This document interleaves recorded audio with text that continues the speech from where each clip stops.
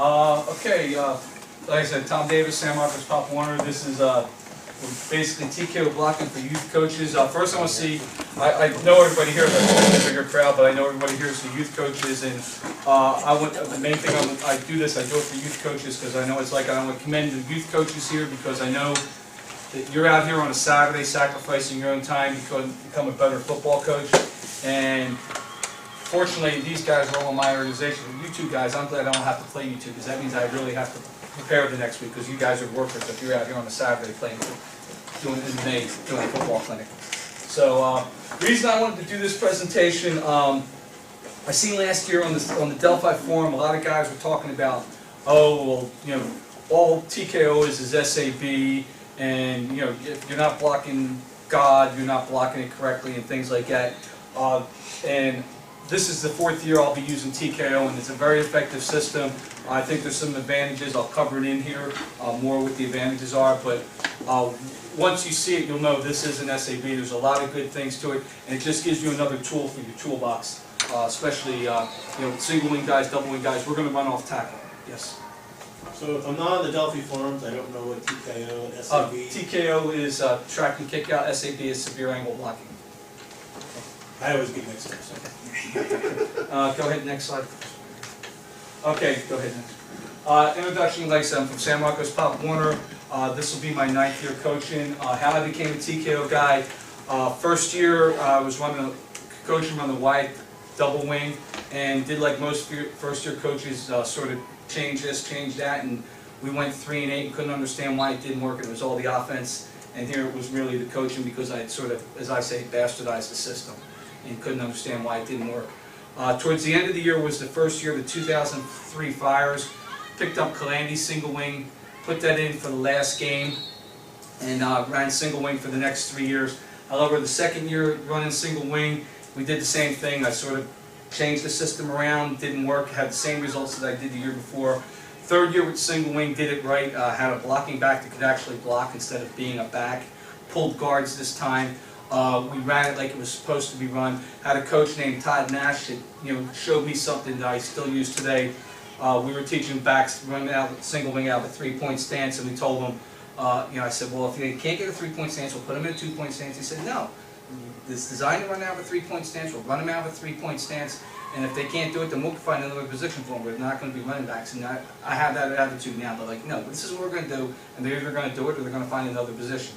And it worked. It was really a good experience. That team there, we did real well. We went 8-4. We scored 264 points. The next year we moved up. The same team basically moved up to junior midgets. Didn't have as much success. We were a D1 team. I think a lot of it was coaching, and they went from that age to where they hit puberty. It was just a really long year. We did wind up 5-7. However, considering we were 1-6 at one point during the year, it was a success for me to be 5-7 after being 1-6. I was planning on going up to this team as a midget team, and we were going to run Calandhi's double wing. I'd gotten all the Calandhi information, started studying it, and sometime during March, April timeframe, got a call from the board and said, listen, the previous midget coach, this guy Mike Coleman, wants to come back and take the team because he's got kids come up and really wants to coach in that last year. I said, well, Mike has no kids in the program, just like normally I don't have any kids in the program. I said, we looking for guys like that, and let Mike take this team, I'll take the junior Pee Wee team. And the junior Pee Wee team that we had got was basically 2 Mighty Mike teams that had a combined record of 120-1 the year before. And there was 3 Mighty Mike teams. The other Mighty Mike team, they were going to track and be the stud team, and we were going to be the redhead stepchildren that were going to get beat up and everything else. So originally we were going to run Dave Caesar stuff, and what I come up with the Dave Caesar stuff, I liked it, I really thought it, but I just wasn't happy with the God principle, the gap one down, and trying to teach that to the players. I wasn't real comfortable with it, especially with a center looking between his legs. And we'd already run SAB at the single wing, and I really didn't like that, and I wasn't comfortable pulling backside guard. I did want to pull play side guard. And I talked to, actually, Coach Wunderlich over here, and Jim Bard back in East Rochester, and they were saying, they're using this new thing called TKO. The double wing guys were talking about. Maybe you want to look into that. And I looked into that and saw that, but it didn't solve the problem with having to pull play side guard and with the center between his leg and the gap. It didn't solve that problem, because I'd seen if you put a real fast kid in here and you're pulling that play side guard, sometimes he's going to beat that gap because that center just can't get there to make the block, and the tackle may not get down there fast enough to cut him off. So I said, well, we'll use this TKO thing. So I said, the heck with it. If we're going to use the TKO thing, we're just going to use the double wing with it. And we ran it out the double wing. And I'll go over the results, but we've been very happy with it. We've been successful, and like I said, this will be the 4th year. Next, please. Disclaimer, I just want to say real quick, I am not the TKO guru or the double wing guru. The guys who invented this, the guys who developed it, Jack Gregory, Darren Fisher, J.J. Lawson, John Carbone, guys that are on the Delphi forums, they're the guys who developed this, and they're the experts, and they can probably talk circles around it. I basically done like most of the coaches in here. I stole what they had and used it, and now it's successful. I just want to pass it on, just like it got passed to me. Next. History TKO. It started, if you ever can get a book, it's called The Simple Six. It's by Don Schenke. It's basically an offensive theory book. He's running it. He shows out an I formation. First thing, his first play in there is an off tackle play, and he uses what's called slam blocking. And basically, it's a blocking down thing. Where it came from was basically Earl Bruce, when he's coaching the Ohio State with Woody Hayes, was using this for running their off tackle play. And Wisconsin used it all the time also to run off tackle, and it's basically blocking down on play side. Dr. Ward used something similar called solid blocking, where everyone was blocking in the same direction. And it developed in about 19, I'm on the right century, 2004. Dr. Ward and Jack Gregory, about the same time, both came out with SAB. Dr. Ward was on the single wing side talking about how great it was and seeing people, and you can see film of his teams just killing people with it. And Jack Gregory was on the double wing side talking about SAB.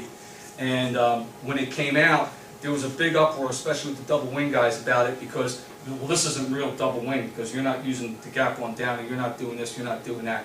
And finally, you know, it's like, and on the Delphi forum, there's probably 600 posts on this particular thread about, you know, how it's bastardizing the system. But, you know, guys used it. And eventually what's happened, what happened with SAB is you get this, if you coaches like I normally coach, you got a stud guard, and your stud guard, he can SAB that kid all the way across the field, but your tackle's a Frito-Lay guy, and he can go 2 steps, so you got this big gap here, and there's run-throughs. And they developed TKO to help with the run-throughs, and I'll show how that covers here, you know, later in the presentation. Go ahead, next. Why TKO? For youth coaches, it's simple. You'll see film later. Mighty Mites, second practice, and you see the kids already getting the concept. It's simple for the kids to learn. It gives them confidence, because when they go to the line, all they know is, okay, I'm blocking the track. If someone crosses my face, I got to block into my blocking point. It's very simple to use. And it really, it just frees up a lot of time. And the good thing about it is what it frees up is it allows you to work a lot on techniques with the players. The players, you can start working on footwork, things that, you know, things like that. How to, I'm a forearm guy, but if you want to teach hands, I'm a forearm guy. How to bring the forearms, how to get in a good stance, all them things that you don't have a lot of time for that are really more important once you do this system. Go ahead. Sources, I'll cover sources at the end of the video if you're looking for more information. So, you know, when you see this and go, okay, I got to grab a little bit of this, but I want to see more of it, I'll cover it at the end. Go ahead, next. Purpose, go ahead. Like I said, simplicity, it's real simple. It's a simple teach. There's not a lot of stuff that they need to learn, but once they learn it, and the adjustments when there's overloads are very easy to teach the adjustments. And like I said, it frees up a lot of time for players to become more confident. What happens is, players get more confident, the players get to play more, and then all of a sudden you've done a good thing for the American way. We've saved a kid from youth soccer. Okay, what we're trying to do is create a solid wall so you can run off tackle. And this may think, you know, there's a lot of things for run off tackle, but single wing guys, double wing guys, the one thing that they both have in common, as Dr. Ward would say, if you're going to be successful on offense, you got to be able to run off tackle. If you're going to be successful on defense, you better be able to stop the off tackle run. And Dr. Ward in his line blocking presentation at that symposium there basically said, we run this, we run that, but the main reason we do these other things is because we're going to run 56, we're running off tackle. Go ahead, next. Can be installed in a matter of 2 or 3 practices. You'll see, like I said, you'll see on the film, you'll see who my minimum play guys are. You'll be able to tell because they're the ones who are making most corrections. Most of the kids, you'll see they'll have this down. And really, after 2 or 3 practices, they got the concept. for the most part, you still have to reiterate because sometimes kids will want to start blocking straight again. But for the most part, they'll have it down. They'll be very successful with it. Go ahead. The wall needs to be set for 2 seconds. Now, I got to make a claim on this before you hear me say this. Because a lot of guys say there's no way you can block for 2 seconds.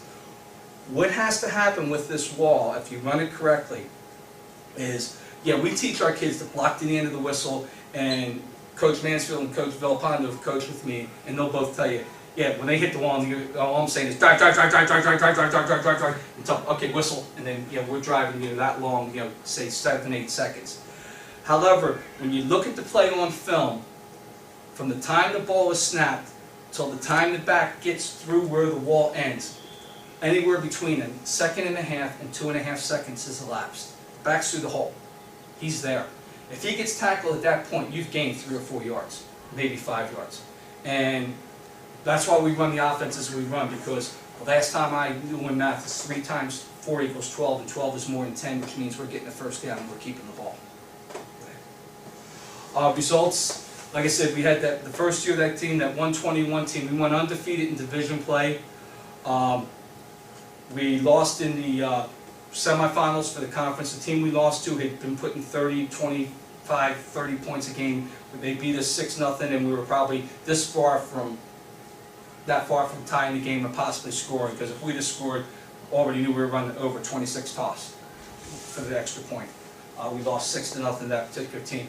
That team there, even though we had such a good record, we weren't great offensively. We scored 159 points. Eventually we were 8-3 for the year. 159 points doesn't sound like a lot, but there were about 2 or 3 games there where we were up 24-0, 25-0 in the first period. The next year, and the other thing with the results is we took a midget team next year. Now, I've never run the same team twice. This will be the first year that I've tracked the team in about 4 years. Next year we took a midget team. We had 27 players. 9 of them were first-year players. So I know what Coach Ford goes through every year, because these 9 players here, there's 2 of them till this day that were probably worse than most of my Mighty Mites last year.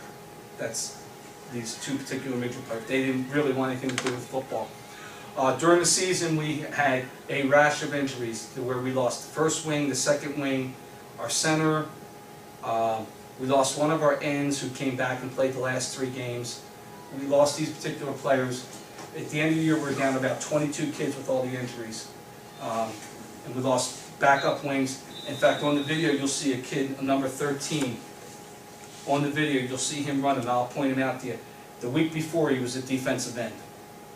And this was his first time playing wingback, and this is his 3rd year in Pop Warner. He'd always been a lineman, and we had to make him a defensive end. That team there, we went 6-5, and the talent on that team was probably, if we were lucky, a 3-8 team. We went 6-5 with that team, scored 187, scored more than the previous year, scored 187 points with that particular team, had over 2,500 yards of total offense. Went over 300 yards 3 times during the season with that particular team.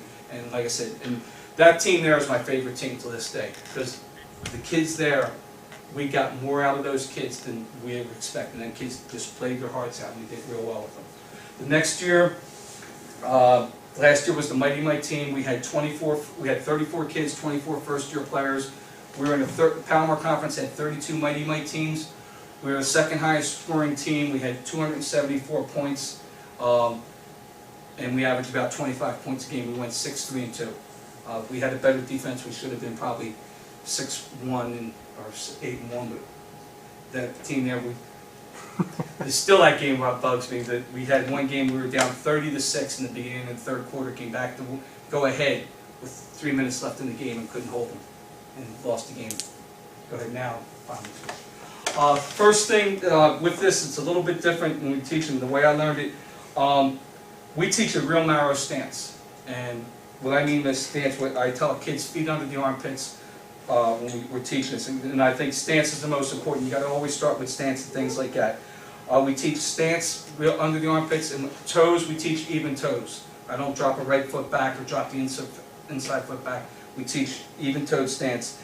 And the reason we do that, especially the shoulder width, is when the narrow shoulders and they're taking that step, they're still in balance. Where if the kids, you let the kids get the wide stance, they take the step, now they're out of balance. and they're losing their effectiveness on it. So we teach the narrow stance for the staying in balance, and then with the even toes, I'll come up to a drill here in a little bit that helps with the even toes, why we teach the even toes and why we don't drop any of the feet back. But that's the way we teach the stance. We work on that. Go ahead, next. Next thing we work is what's called load, explode, and go. That's basically it's an offshoot of what Tim Murphy teaches up the Clovis. He calls it blast off, explode, elevate, and finish. We call it load, explode, go, 3-step acronym.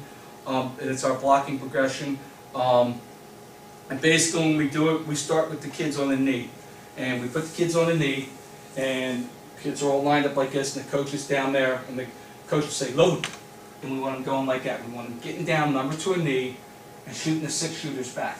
And we work on that. We work on the load, and we're looking for a snap. And that's why the coach is standing there, because you see the kids snap. If they don't snap, say, no, get back up, do it again. And we just keep running around until we get them to snap down, because it really works when they get to the stance. And once we get them done on one knee, we switch to the other knee. Go ahead, go to the next one, please. We're doing on a knee, we go to the other knee, and we do the same thing. And once we get them there, we get them down the load, we teach them the explode portion. What we teach them on explode, is what we want them to do is coming out at that stance as fast as they can, off the knee, using their ankles, their knees, and their hips, and throwing the forearms, and getting as high as they can. So you hear, load, explode, and they're coming up and shooting, and you want them coming out as fast as they can, elevating the 45-degree angle, and that way they get the idea. And the go, I don't really stress on, because with them swinging the forearms, they're coming forward, and they're forcing themselves to come forward. And that's what you want to do. And the reason we do the load, explode, and go is the second step on that explode. Dr. Ward, I've heard him say a number of times, year in, year out, year in, year out, say, you know, whoever gets the second step down first wins. And I've always heard that, and that's why we stress that explode, getting under, because that's your second step. And I heard something a little bit different last year. It was at a clinic at Palomar Conference. We had Brady Hope, the head coach of San Diego State, and he was saying, he was a defensive line guy before he became a head coach. He was saying, well, you know, the big thing we teach defensive line guys is whoever gets that second step down first wins. I'm like, no, that's an offensive thing. That's not a defensive thing, but it's the same concept. And that's why the explode is very important. We work a lot on those two things there, load, explode, go, a lot. To the point where last year, normally I used to do tennis ball drill. Last year we worked on load, explode, go. And literally I would stand with the kids and they'd come and hit me, and I'd have them get the forearms. In fact, Coach Mansfield's son, he'd bring his forearm down from here. And it's like 2 or 3 times where he didn't get me in the stomach. He got a little bit south of the stomach. But never told Jonathan. I just, okay, Jonathan, he's bringing the forearm. That's all I care about. Maybe a little bit low, but I can handle it from a 9-year-old. So we work on that a lot, and it's really, if you don't get anything else in this presentation, if you get that right there, load, explode, go, doesn't matter what you teach them. And when Tim Murphy got it, he got it from De La Salle. This is something De La Salle does. And I've seen the video of it. It used to be on YouTube where they were teaching it. Go ahead, next. Once you get it, you teach them this, you teach them the same thing. You have the 2 or 3 point stance. You have the narrow stance, you get them down. I'm just going to show it from the 2 because of the angle we're at. First thing, we just the load, and when we do the load, and we don't even teach them any of the steps yet. We just want load and keeping their numbers low. Load, and if you did it from 3 point, load, and they're just like that. You know, that's the thing, is we don't want them coming up. Then once we teach them the 2 point, 3 point, then we start working on the steps. Go ahead, next one. Okay, first step. And now I was talking about why we have the even-toed stance, and this is why, so we can do step on the cockroach. What I do on the field, when we have the kids lined up, we draw this big white line all the way down the field and line all the kids. And we tell the kids is we want their toes at the edge of the line. We don't want them standing on the line. We don't want them an inch from the line. We want their very toes at the edge of the line. And that's the white cockroach. And basically, we tell the kids is on that load step, we want them picking up that foot and putting it down and stepping on that line. And it should be fast like that, stepping on the line as fast as they can. And when we tell them that's the white cockroach, you know, step on it just like you're stepping on a cockroach as fast as you can. And I don't care what part of their foot touches the line. If their ball of their foot touches the line, the instep touches the line, or the heel touches the line, just as long as part of their foot touches that line, that's all I care about. And the reason we teach that is because I don't teach a 3-inch step or a 6-inch step, because if I told a kid a 6-inch step, most kids would say, that's a 6-inch step.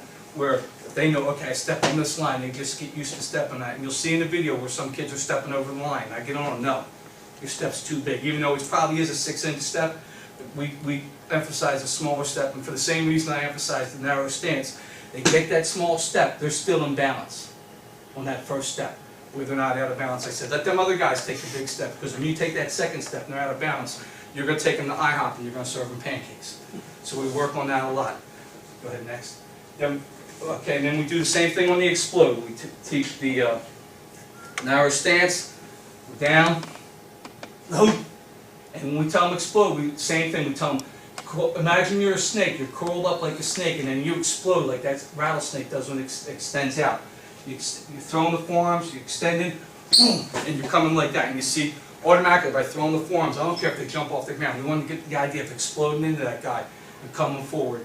And then once we work on that, we work on getting the feet in the ground and taking them down the field. Then we work on 2 o'clock, 10 o'clock steps. Learned this from playing catch with my grandson. Yeah, I actually do it to our football coach, Phil. We're playing, and I told my grandson, he was 7 years old at the time, I said, okay, when you run down and go 90 degrees, he just looked at me and says, Papa, what's 90 degrees?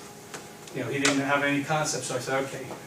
What I do is I tell the kids that you're basically standing on the center of a clock, and hopefully they're still teaching analog clocks in the public school system here. And basically, point to 12 o'clock. And the kids point straight ahead, and okay, now point to 2 o'clock. Okay, well, when we say 2 o'clock step, we want you stepping here. Point to 10 o'clock, we want you stepping here. We teach them 2 o'clock step, 10 o'clock step. And then, you know, we work on that, and we do the same thing. Explode. Just like that. From 2 o'clock to 10 o'clock, working on that. Then one of the other things that we do a little bit different, we give all our kids risk coaches and they have play assignments on them. And the first thing we'll say is TKO left 2 o'clock for how many yards they're going to block for. That's how and we just reiterate that all the time. Go ahead, next. Pads and shields, you know, on that last slide there, that's everything you can do during no hitting week. You can get all that stuff done, taught in no hitting week. You don't need to do any hitting at all, and you get all the technique there. Load, explode, go, we start working on the shields, and we're working on the shields. The coaches will be here at the angle, and they're blocking and making sure that their head's across, and they're bringing that forearm. We're a forearm team, we're not a hands team. I believe what Steve Clandy said, basically, if you're going to run through a locked door, you're not going to run through it like this, you're going to run through it like that.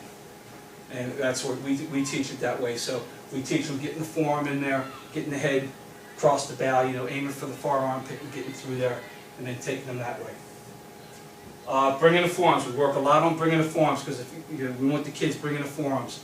You know, making them physical, it makes us more physical. You know, single wing teams, double wing teams, we're physical type teams, we're not finesse teams. You know, we're going to bring forearms, we're going to make it as physical as possible. Go ahead. Teaching the wall aiming points, I was going to have a demo here. We don't have enough coaches for a demo now. I haven't brought shields. I guess I could get Coach Mansfield, Coach Villapando up here, because they got a concept doing this. They did it for a year, so I'll give you it with myself here. We can do it.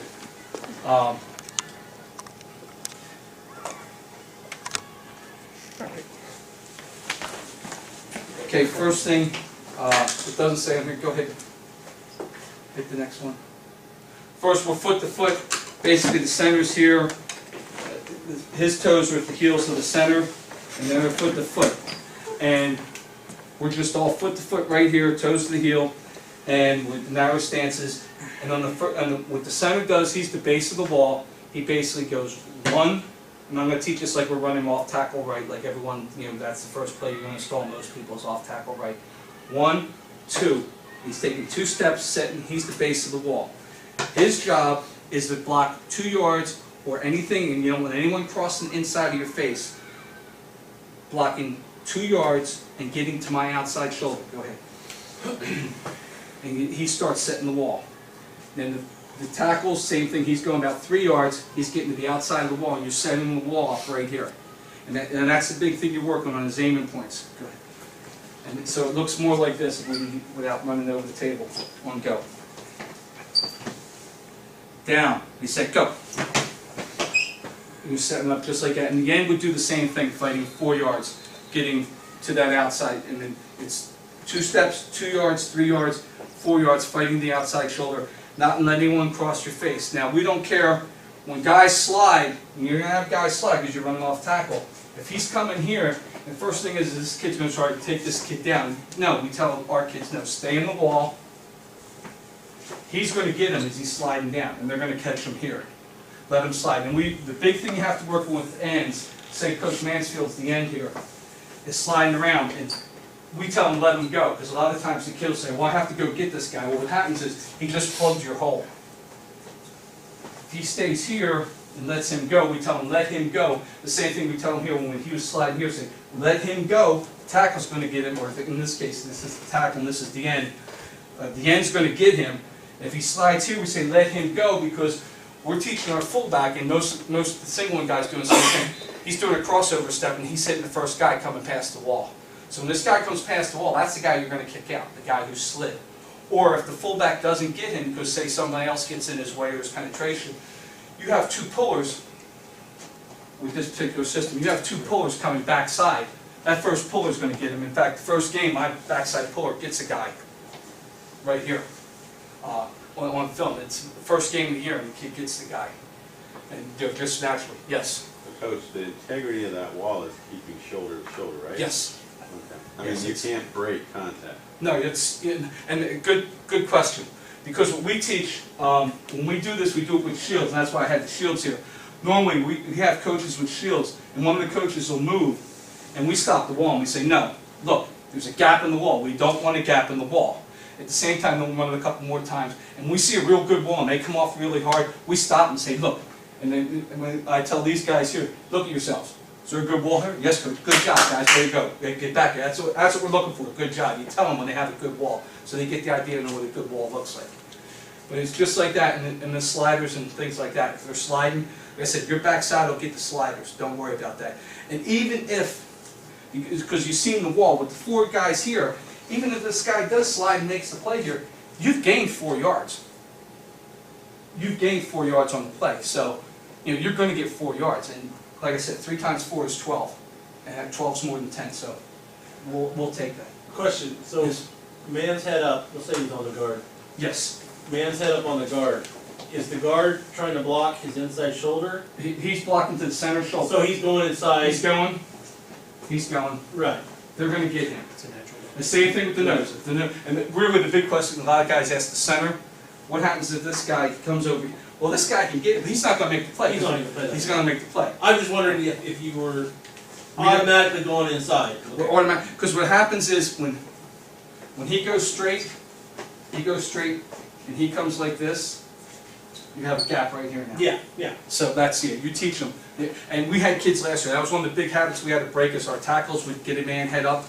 It was most of our tackles is the way our league ran it. And we had to tell him, no, get him, the end will get him down there. And eventually, it took a while because there's my left tackle would do it a lot. And he's a good blocker. I'd say, And the other thing would happen, we teach them, and when they go straight ahead, it's basically, head on collision where, I said, you make that head on collision, you're not going to drive it, but if you, get an angle, the angle's going to get him. Thanks, guys. So I see how this went from how TKO came to SAB. Go ahead. Center 2 steps, I covered that. And then the guard's taking 2 yards, getting the center's outside shoulder. Tackles 3 yards, getting the guard's outside shoulder. And the ends are getting 4 yards, the outside shoulders. Go ahead. Adjustments to the wall. Have the wall down pat before you do this first. You need to work a lot on basic wall stuff. Work on this, and like I said, if you get your coaches out, and that's the good thing, is coaches are there with shields, getting to the point, and they'll know when it's a good point, good wall. Make sure the players know this before you start doing the adjustments. The adjustments are real simple. There's 3, and really I'm only going to show you 2 because one's a backfield adjustment. But there's just 2 adjustments, and what these are for is when teams start overloading to say, okay, they're only going to run off tackle right. Well, there's one thing, if they're overloading this side, signaling guys like, oh, we're running wedge. But if you still want to run off tackle, there's a way you can do this. Go ahead. The next one, this is the on-call, and I'm showing this from double wing, but you can easily do it from single wing. And basically with the on-call here, all we're doing is bringing the wing on the line, and we do the same steps. Now what we tell the backs is once he becomes on the line, he's part of the track. Normally on an off-tackle play, that wing's job is first linebacker inside. We tell him once he gets on the line, he's part of the track. So if he's going 2 steps, he's going 2 yards, he's going 3 yards, he's going 4 yards, he goes 5 yards. And you need to bring your wings over here so they get a little bit of practice of this, because if not, they're going to sort of like, what am I supposed to do? It is a little bit different that your wings do have to learn how to do this. And basically, you're setting the wall. And what's going to happen is, basically, he's going to get to the point where he would have been anyhow when he's doing first linebacker inside. But now you're setting your wall up. And this is just one way of doing this. Yes? Any reason the wing can't get there from his normal position? Is it just too far to go? Because for him to close the gap. Remember, he's going 5 yards, he's got to close that gap. And the other reason you don't want him here, and there's the other reason for it, what you want this call for is, say you got this guy here, and either one of 2 things, he's just a stud blowing up your end, or he's hitting that gap there. Well now, when you bring him over here, this guy's got to do 1 or 2 things. He's either got to widen, which now is normally, you've got the natural bubble there, or he's got to stay there and he's going to get down blocked. So that's why you bring him on the line. This here you may think looks a little bit odd. Can you catch it easy? Don Markham does it all the time if you've seen Don Markham. We've done it and never been caught. However, this is a good call, but the next one's the one I like, and this is the one I call all the time. This is the overcall. And what you see here, we're bringing the tackle over, and the tackle here, and you're doing the same thing. He's 2 steps, 2 yards, 3 yards, 4 yards, and the end now has a 5-yard block. We bring it, and when we always put the tackle inside, we don't put him outside that way. He's in the same position there. You know, he's sort of the same position where he is on the other side of the line. I like this for a number of reasons. I'll give you a couple examples. First year running this, we were playing a Poway team that was really tough, and they were a double wing team. And we really had a tough game with these guys. Well, all of a sudden, in the 3rd quarter, we started running over. We just started running all our plays with over. And talked to the coach at the end of the game. He said, you know, we were talking, we've known each other, and he was saying, you know, just all of a sudden, about the middle of the 3rd quarter, we couldn't stop anything you had. My defensive end was just in the wrong position. He didn't know what to do anymore. And the coach didn't catch it. He didn't see it on the sideline. He didn't know. You can't see it from the sideline. Last year we did it with Mighty Mites, and you have a coach on the field. They never catch it. And it's because if you're running foot-to-foot splits, and, you know, most single wing guys are running foot-to-foot splits, they don't catch this overcall. And the other example is, I went to see Coach Strauss play in 2007. He was playing for the league championship up at the San Andreas League in Colton. And a friend of mine was there with him in the 3rd quarter again. He's running a lot of double wing that particular night because they knew they could run off tackle. And about halfway through the quarter, he says, wow, he's running unbalanced. So at the end of the game, we went down and talked to Coach Strauss and Coach Brer. Said, hey, you know, you seen you running off tackle. I seen you running unbalanced. We caught that in the 3rd quarter. He says, we were running that the whole game. And then when I looked at the film, I filmed that particular game. Yeah, he had run it the whole game. But I didn't catch it in the stands. Till, you know, I didn't even catch it. The guy with me caught it. And, you know, showed, and it was like the 3rd quarter when we finally saw it. But you don't see the tight nature. The other reason I like this overcall, especially for the youth, I don't know how you guys coach, but normally I don't have a wedge team or a fall on your knee team or the polecat team. The first offense and the second offense get the same offense. They get the same exact plays. They run the same plays. However, when we get to a game, normally the second offense is going to run 2 plays. They're going to run power and they're going to run wedge. You know, if we're in a blowout situation, then they get to run the other stuff. You know, because they do get some experience. But I do that for one reason too. Is if the first kid ever goes down, the second kid knows how to run the plays. He doesn't come in and go, I don't know how to run wedge, coach. No, he knows how to run both the offenses. When we run second offense, 95% of the time when we're running a power call, we're going to run over. We're going to run to either side. And the reason we do that is because normally the way we assign our teams, most teams are guards or studs. Our tackles are a little bit, you know, worse, and our ends are our weakest players. Because these guys do a lot of cut blocking. This is something that they can do. They're not great drive blockers, but this system here helps them to be better drive blockers. That being said, this is the second team left tackle, because normally the stronger tackle is going to be on the right side. If this is the second team left tackle, he's not one of your better athletes, and he doesn't add a lot of value of the play, pulling backside and trying to get here. However, in this position here, he adds a lot more value to the play, because he may not be a great puller, but he is a decent down blocker. And he will help you with the TKO wall here. And it really, you know, it becomes more successful. The other thing with this With the overcall, when we showed the on-call, somebody might be able to catch that. But with the overcall, they're not going to catch it, and especially if this is your sideline and you're running to this side here, they're never going to catch it. They're never going to see it. 3 years of running this. Last year, we ran over because we were playing a particular team. We were up. It was a pick-em score, and we were running over a lot that particular day because we had a lot of the second offense in there. About midway through the third quarter, the coach says, "They're running that unbalanced over here, so they're going to run to that side." So next play, the thing was, I'm on the field with them, and I heard them. I'm like, "Okay, next play, we just ran regular toss." Okay, we'll just run regular toss now. But it's a good advantage to the overcall, and that is one of the ways. And when it does the same thing, it widens them out and opens. The other thing I didn't show is what's called offset, and you can bring your fullback over here, line him up behind the guard, and he has a better kick-out angle. But that's really not dealing with TKO, so that's why I didn't put it in the presentation. Coach, Yes. do you still pull your quick guard? Yes, good question. What we do here, yes, we pull the quick guard. That's all we pull, is quick guard. Go ahead, next. On overcall, this is one. We ran this last year. We played a Marietta team that technically probably had better talent than we did. We could wedge them in the beginning of the game. They had our off tackle shut down most of the game.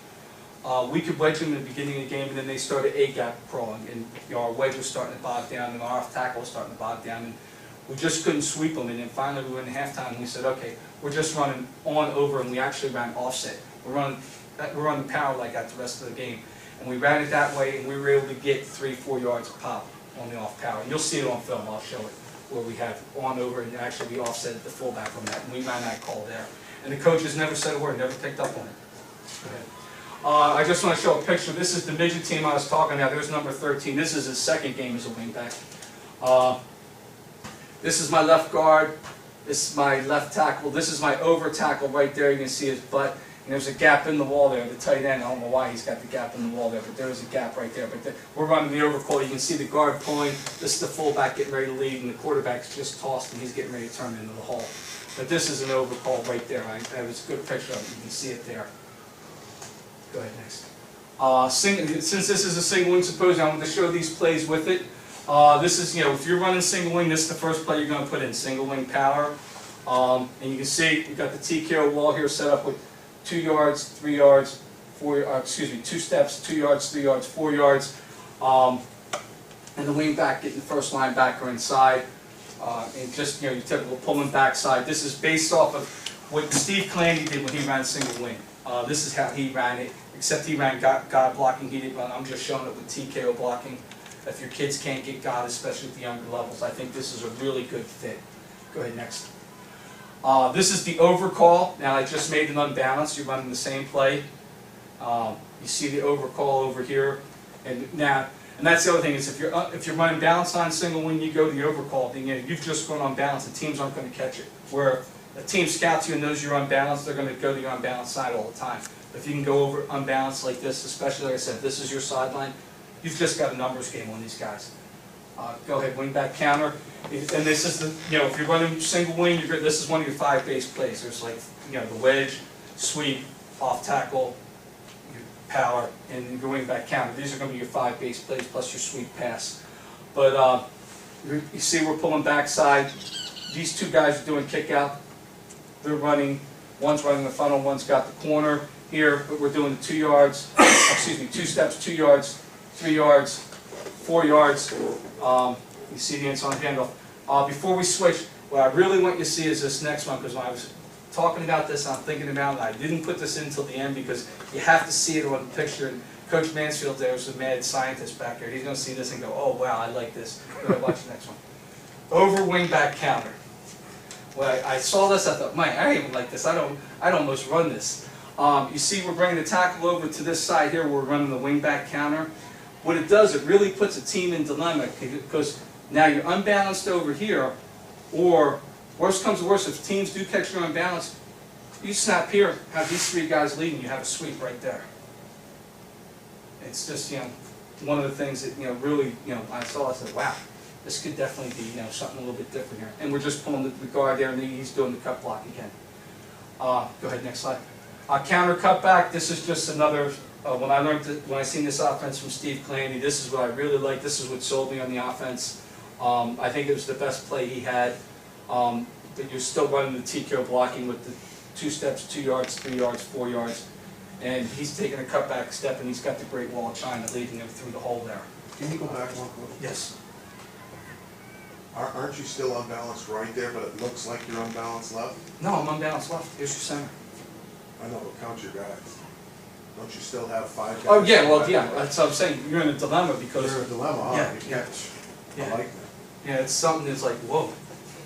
You know, especially if you're unbalanced on, you go unbalanced the other side. It's like, okay, what side of the ball do I? Hold on, I'm gonna talk about why you're landing it off the ball.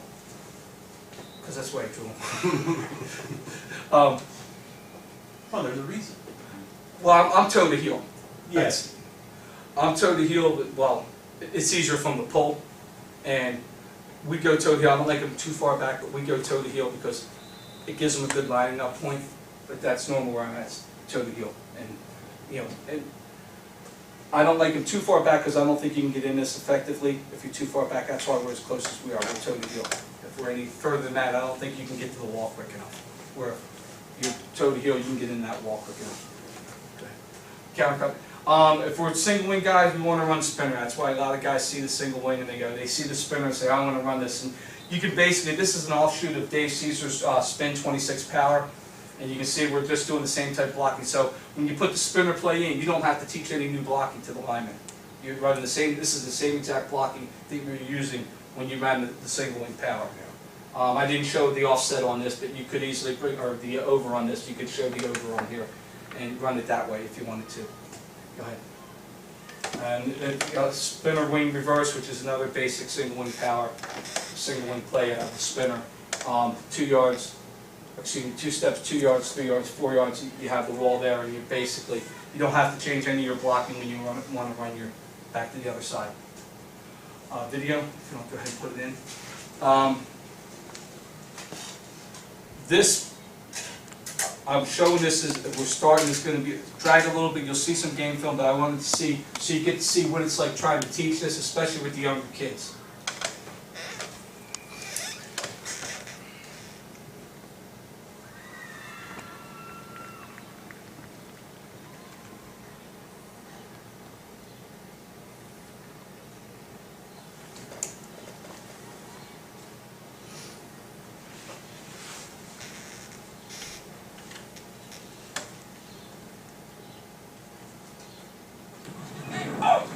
Okay, where I should be standing is about right here, looking down, but for some reason I'm up there.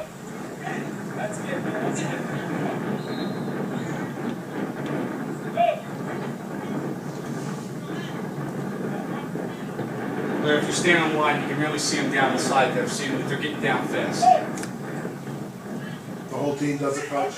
Well, actually, the guys that just came over just got fired as running backs. They've just become promoted to linemen. This is our 4th practice of the week. First 2 nights we did evals. This is our 2nd night of doing load, explode, go. This is 7, 8, 9-year-olds.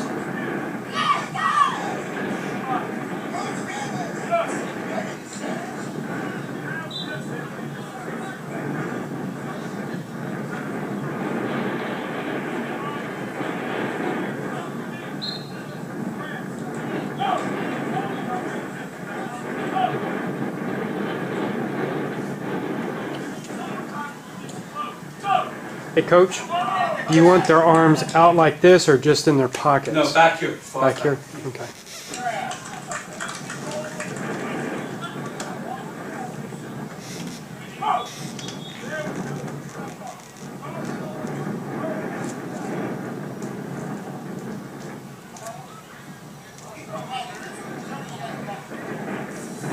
Teach you blocking and tackling the same, Coach?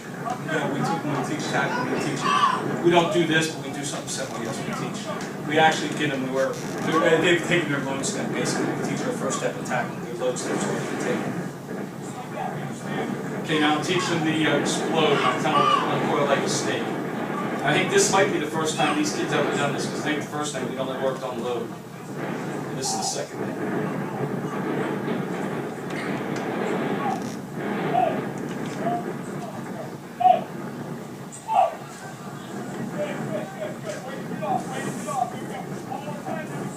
that's what you're looking for, is them getting out as fast as they can.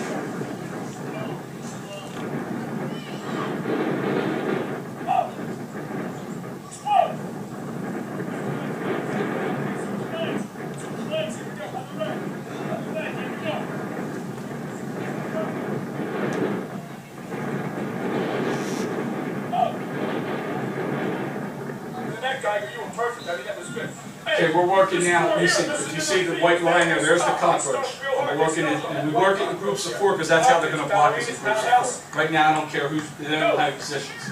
Look at these boys. See how high they are? How high? And Chandro's a big guy. Look how high they are. Good job, all 4 of you. Go ahead. Good job. Way to go. Next 4. Let's go. Let's go. Armpits. Ballerinas. Outhouse. No. No, you got to step. You got to step. Let's go. You go see the coach from the work. What was that ballerina's outhouse thing? Okay, that's a Dave Caesar thing. Armpits means feet under the armpits. Ballerinas means ballerinas stand with their feet like this. You want your toes straight. Outhouse means, you'll see when I say outhouse, their kids drop their butts. We ran this out of a 2-point stance last year. I didn't have occasions to do a 3-point stance. We're going to do 3-point this year. You don't move. They move you. Armpits. Ballerinas. Outhouse. Don't be folding your hands. You can't make 6 shooters with your hands folded. Look straight ahead. You don't need to see me. No! 10 o'clock, let's do it again. 10 o'clock step, let's go. It's 10 o'clock step. Armpits, ballerinas, outhouse. No! Not bad. You guys need to be lower than me. Let's go. Let's go. Next 4, next 4. Let's go. Hustle. Let's go. Next 4. Hustle. Hands are straight ahead. Straight ahead. No! Other than that, you're doing real good. Other than that, just look this way. Section. There you go. Let's go. Let these two go back line. Let's go. Here we go. Hustle. Bring it up here. Let's go. Toe to toe, toe to toe, toe to toe, toe to toe, toe to toe. Armpits, ballerinas, outhouse. Low. Low. Not bad, not bad. Take 2 big of a step. Never grab the face mask. Step on the way over. That's too big. You're going to take. Armpits. Ballerinas, outhouse. No. That's me. Perfect. See, you almost fell. Why you almost fell? Yeah, this is Tell me why you almost fell. The step was what? Too wide. Too big. So here we go. Let's go. Let's go. Take it back. Let's go. Next 4. Let's go. Next 4 up here. Let's go. Come on, Angela. That's it. I need 4. I need 4. I need 4. Here we go. Toe to toe. Say it again. Okay, now basically working on them, just walking through, getting into the wall. We're just putting them in the wall and walking them through it. For other teams, I probably wouldn't do this, but being it was a mighty team, I wanted to get the idea of working together as a wall. Elbows. Elbow. Go. Just like that. Now, I want you 2 trying to run. Let's go. Big 4. Trying to run. Let's go. Hustle. Hustle. Let's go. Get it together. Your butts down a little bit. Go. That's perfect. Good job, guys. Way to go. Way to go. Let's go. Next one. Here we go. Armpits up. Together. Shoulder. Get touch them. There you go. Go. Run. Let's go. Next 4. Next 4. Here we go. Let's go. Let's go. Elbows together. Let's go. Elbows together. Elbows together. It's tight. Middleton. Middleton. You're a wall. You're not a wall. There's a gap in my wall. Middleton. Keep your toes together. Go. Run. Here we go. Let's go. Next 4. Here we go. Let's go. Let's go.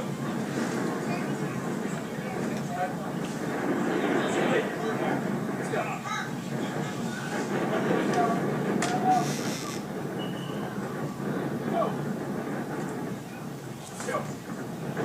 Coach Boyens, next drop. You know we have next drop hustle. Let's go. He's just been made it back. Now we did outhouse. Okay, we go low. Let's do that same thing. It's low to come towards me. Go. Try it again. Let's go. Go. You gotta step. Let's go. Try it again. Go. Let's go.